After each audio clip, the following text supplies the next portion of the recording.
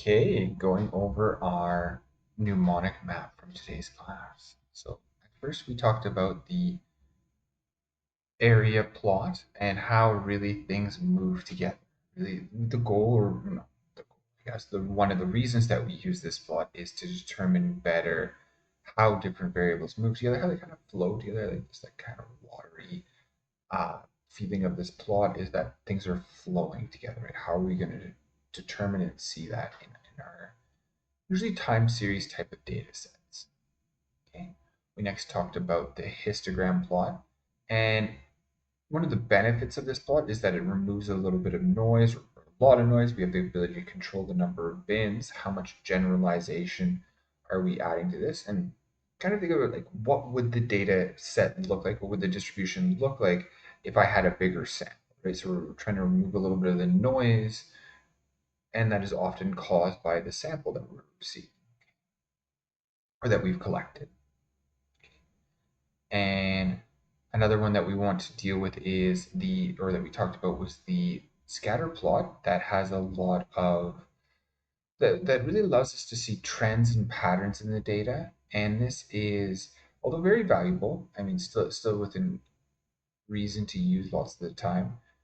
It does have a problem though, is that we have a lot of data these days, and so there are lots of supplements, add-on type of things that we'll see in later classes of how to deal with this situation to enhance what we can get out of the scatter plot, because there's just really too much data, so we kind of lose, harder to see those trends and patterns because of the amount of data that we deal with on a daily basis, our normal data set these days.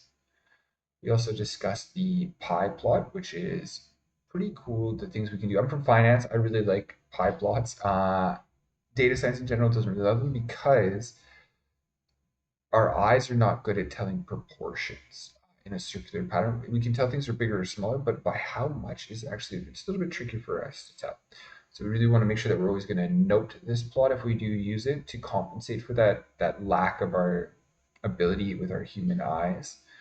And I think one of the cool things is we can explode out a wedge, highlight different wedges, different sections of this plot, and it makes for a really nice presentation effect if you're giving a presentation.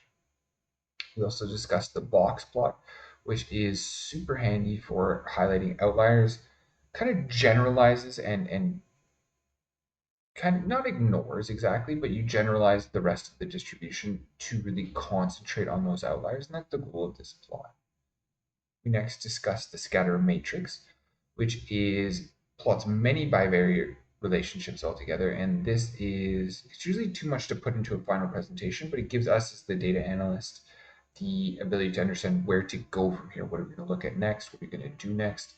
Where are we going from here, really, in that sense? We next talked about the auto regression plot, and that is looking at usually today with correlation yesterday, today with the day before, and we're looking at that relationship with itself. So how am I correlated with really my past self? Okay?